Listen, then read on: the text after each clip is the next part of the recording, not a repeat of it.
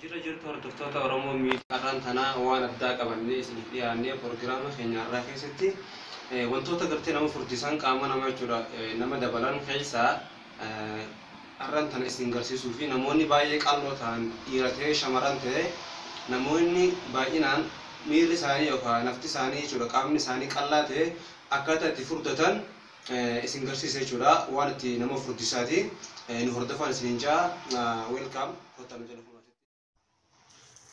Egaa hordoftoota keenya akkuma agartan wantoonni kun wantoota qaama namaa furdisuu irratti hundaa'anidha. Isaan kanneen keessaa qaama namaa furdisan isin garsiisuudhaaf jechuudha.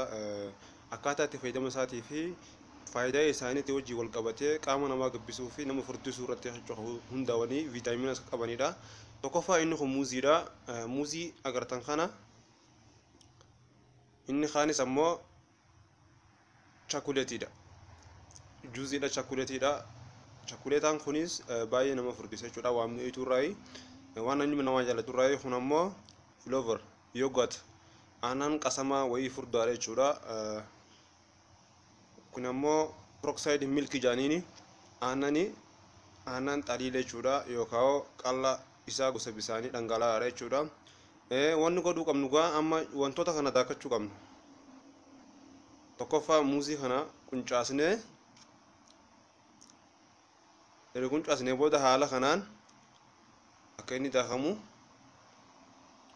itti aansuudhaan aannan kana ni urra jechuudha.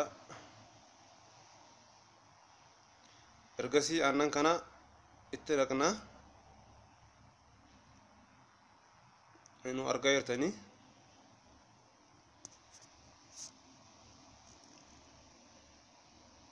haala kanaan itti miiccan jechuudha. Aannan itti naqattanii abbaan fedhe aannan kana itti guddifatus danda'a irraa qannasuus danda'a jechuudha. Akkuma dandeettii keessanitti jechuudha. Yoo xiqqaates dabalachuu dandeessanii. Inni kunis chaakoleetiidha. Chaakoleeta kana jechuudha waan dhugamuu qaba. Haaluma kanaan akkanatti urra jechuudha. Isaas itti nayina kuna argaa jirtanii. Haala kanaan itti nayina.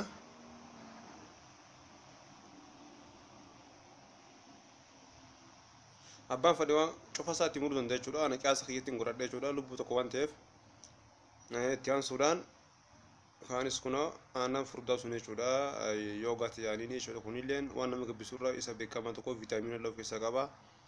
Qaama namaatiifis baay'ee barbaachisaadha. Haaluma kanaan daawwadhaa isin jenna. Isaas itti naqite jechuudha. Yoo feete isaas baay'ee itti fudhatu dandeessa yookaan haga xiqqaa tokko haga muraasa itti naqasuu dandeessa jechuudha. Haga si ga'utti. Itti naqite erga itti naqine akkasitti booda waan cufatte naqinee jirraa muuzii aannan itittuu chaakoleeta itti naqinee jirraa amma maashinii keenya qadaadannee jechuudha.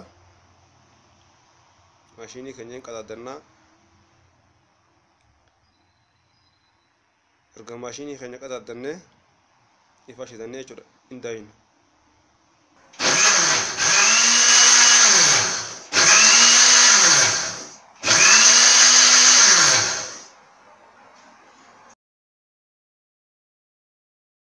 booda خلاص داخمه جرا argitu juuzii keenya jechuudha.